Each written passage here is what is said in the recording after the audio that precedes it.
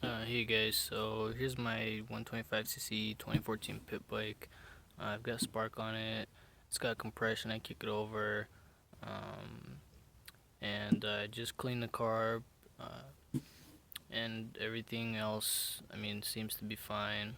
But that's all I checked. I checked the spark, the compression, and it has air and it has fuel, but it's still not starting. I really hope you guys can help me out. Thanks.